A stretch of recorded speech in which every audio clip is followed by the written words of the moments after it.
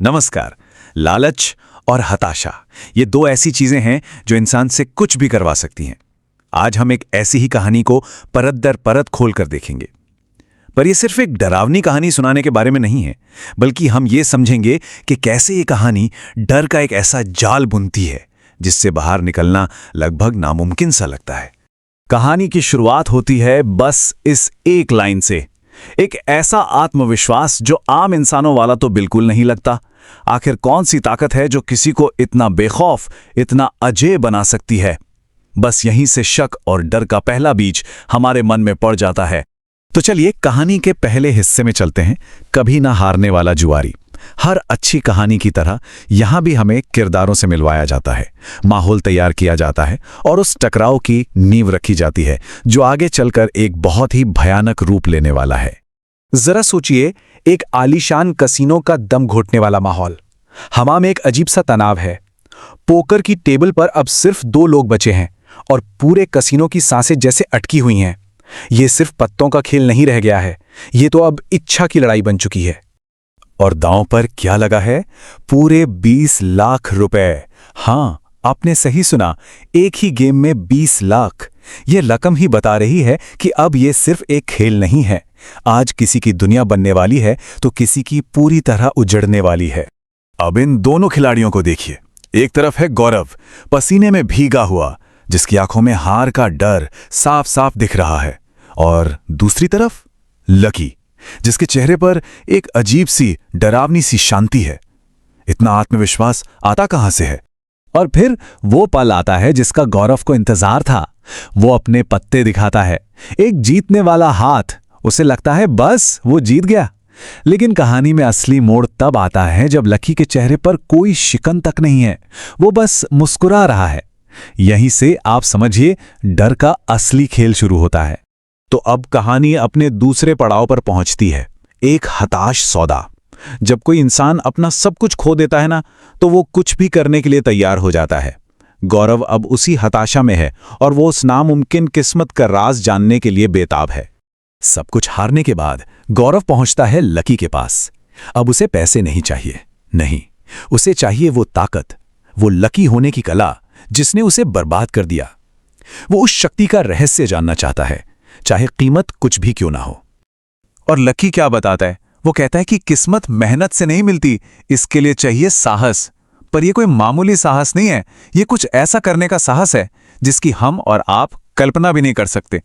और फिर लकी वो बात कहता है जो इस पूरी कहानी का सबसे डरावना मोड़ है। वो कहता है, टपके हुए को टपकाना है। क्या मतलब है इसका?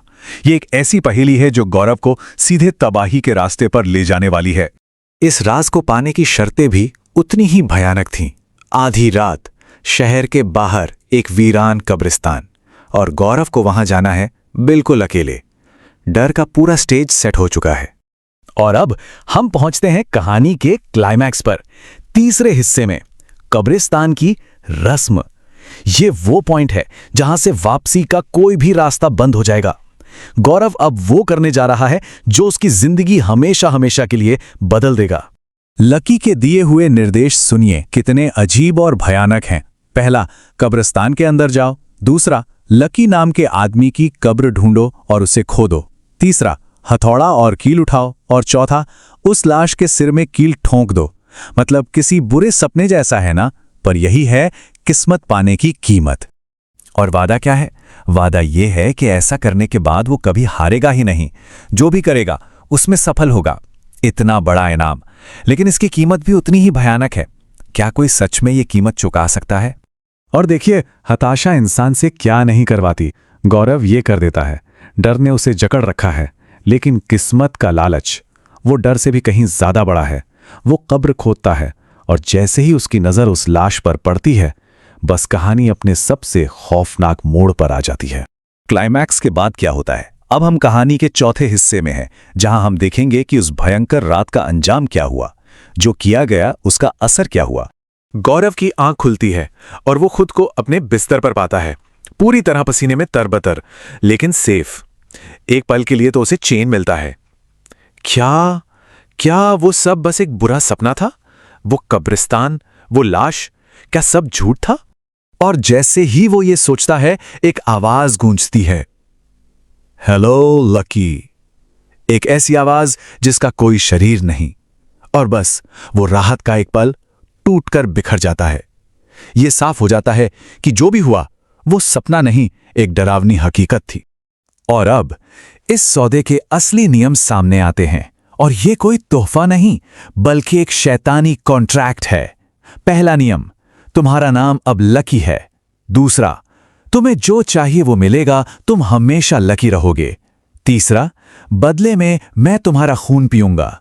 और चौथा, सबसे खौफनाक नियम, तुम्हें अपनी जगह लेने के लिए किसी और को ढूंढना होगा। तो अब हम आते हैं कहानी के बिल्कुल आखिरी हिस्से पर, जहां पूरी भयानक सच्चाई सामने आने वाली है, जहां सारे टुकड़े एक साथ जुड़ेंगे। अचानक गौरव को उस चिट्ठी की याद आती है जो पहले वाले लकी ने उसे दी थी और कहा था कि इसे सही वक्त पर ही पढ़ना। शायद वो सही वक्त अब आ चुका है। इस छोटे से कागज के टुकड़े में ही आखिरी राज छिपा है। और उस चिट्ठी में जो लिखा था वो एक ठंडा, क्रूर धोखा था। शुक्रिया गौरव, मुझे इस श्राप से आजाद करने के लिए। और हां, ऑल द बेस्ट। मरने से पहले अपना लकी दोस्त ढूंढ लेना, वरना वो तुम्हें नहीं छोड़ेगा। मतलब गौरव ने किस्मत नहीं खरीदी थी, उसने तो किसी और की आजादी खरीदी थी, अपनी आत्मा बेचकर। तो ये है इस कहानी का पूरा सच। ये कभी ना खत्म होने वाला दुष्चक्र है। एक इंसान फंसता है, वो किसी दूसरे हताश इंसान को ढूंढता है, उसे धोखा देकर यह शराब उस पर डाल देता है और खुद आजाद हो जाता है, और यह सिलसिला बस चलता रहता है। और कहानी हमें इसी सर्द सवाल के साथ छोड़ जाती है।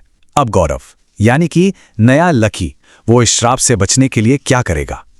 वो अगला कौन होगा? कौन होगा वो बदनसीब इंसान जिसे गौरव धोखा देगा? और यही बात इस कहानी को सबसे डरावना बनाती है कि बुराई कभी खत्म नहीं होती, वो बस एक शिकार से दूसरे शिकार तक का सफर करती है।